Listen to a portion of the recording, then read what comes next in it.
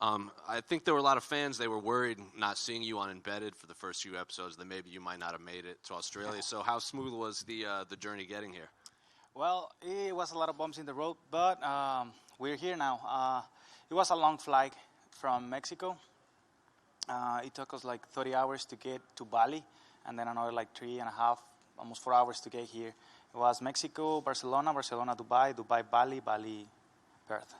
Was the bumps in the road, was that just the journey? Were there other things that involved? Nah, just that, normal things like happen in camp. But no, that's it, So now that you're here, what are the emotions? You're only a few days away from fighting Josh Emmett for the interim featherweight title. I know you were, when we spoke to you in Dallas, you were a guest fighter. You were pretty focused on getting Volkanovski on this card, but you have Josh Emmett for the interim title. So what are your thoughts on Josh as an opponent?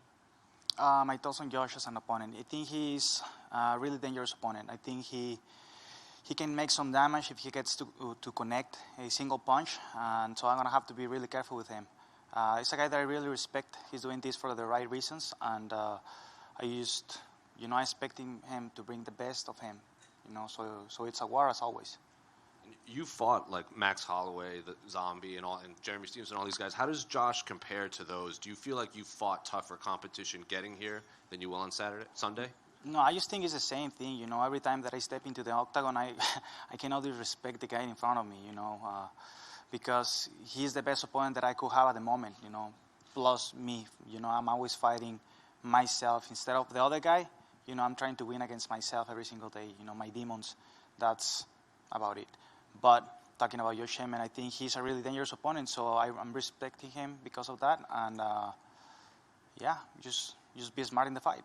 And I'm sure you visualize getting the belt wrapped around you in Australia here. So would you feel like a champion? Like when Justin Gaethje won, he threw the belt on the ground, said it wasn't the real belt because he hadn't fought Khabib yet. But then when Dustin Poirier won, he viewed it as a real championship considering the journey it took for him to get here. I mean, the journey's been long. It's been like 10 years for me to get here to this point finally.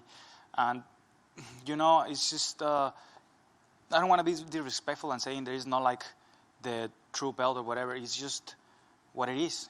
We're like being honest. If I get to fight for like the actual belt, then that will be the belt. If the actual champion decides not to come back to the 145 pounds, then, then the champion of the division is whoever has the interim belt. That's it. That's who it is. And how do you see that main event between Volkanovski and Islam playing out? I just think I'm not counting out Alexander Volkanovski because I know he's capable of doing a lot of things in that cage.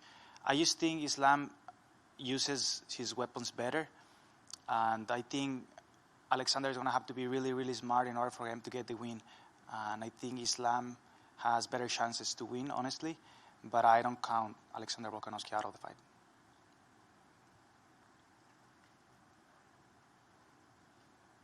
How you going, mate? This is the furthest you've had to travel for a UFC fight. How do you think the jet lag and just the effort it takes to travel is going to affect you? And did you come a bit early to kind of acclimatize and that sort of thing? Yeah, we came to Bali. I think we stayed in Bali for like 7 or 8 days before we came here. So I feel pretty adjusted to the time zone here. And right now, I'm just good. I'm perfect right now. And after the Volk Holloway number 3 fight, and they were talking about who's next, did you feel like you were the rightful person to be next? Because it could have gone kind of any of 3 ways with Alan and Emmett in the discussion as well. Yeah, I always get like kind of the same questions, but the true answer to all of those questions is we're going to fight each other. Like, we are on the same division. We are too close to each other. And whomever is winning, eventually is going to fight the top guys in the game. So it's like a mix, you're always going to have like the tougher opponents in front of you. So it doesn't matter if I'm not fighting Max Holloway or Allen right now or any other guy in the division. I think eventually it will happen. It's just a matter of time, and that's it.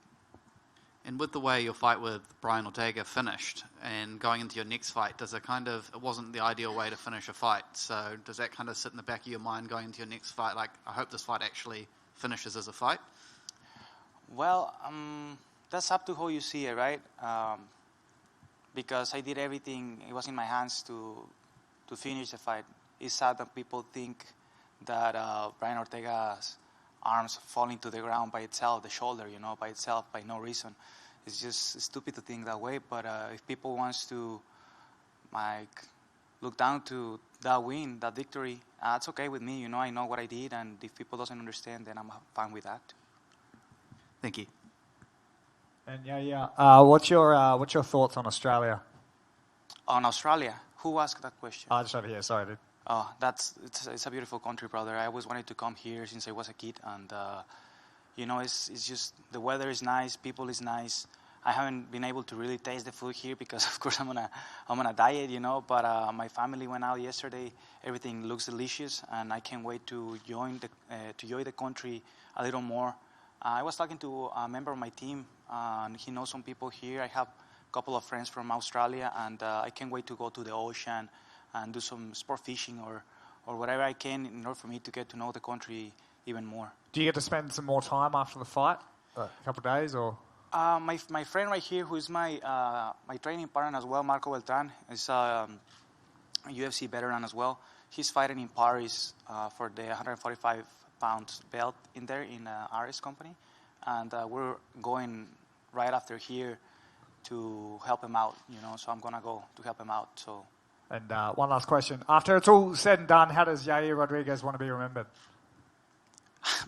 I don't know if I want to be remembered or not. It's just, I'm just living, and if people remembers me, then I'm fine with that. If not, then I hope just make a change in somebody's life, a positive change in somebody's life. That's it.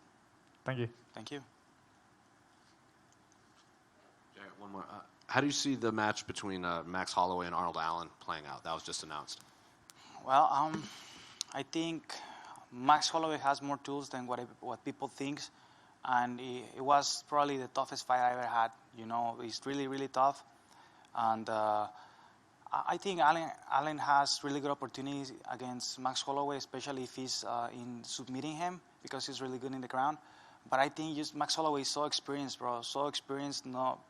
Not because of no reason. He was one of the best pound for pound ever. So I just think the experience is going to play a big role in that fight.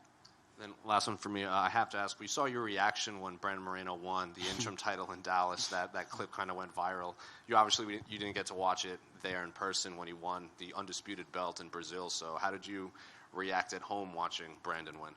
No, I was pumped, but I was hanging out with my coaches and some of my friends in my friend's house in Mexico, and I was just sitting there in the floor, enjoying the fight, and I was fired up because I saw Figueiredo trying some, dirty punches in there, like a kick in the floor and stuff like that. I was like, hey, I was just getting really pumped in the fight, But as soon as I saw him winning the fight, I knew. I actually mentioned it in the interview before the fight. I think the fight is gonna be over in the second or third round, and that's what happened. So I'm really happy for him. And Brandon has a belt. You're fighting for a belt. Alexa Grasso is about to fight for the belt. Irene is probably in the #1 contender fight. Are you hoping the UFC goes to Mexico this year for a pay-per-view? 100%. I think regardless of what happened in this fight, or the UFC is going to Mexico. And they're building a UFC Performance Institute as well. I think September, which I think is amazing. It's amazing for the next generations. We're getting old. We're gonna get there eventually, and it's gonna be time for the new guys, for the new era to come and take over. So I'm happy for that. Good. Thank you, guys.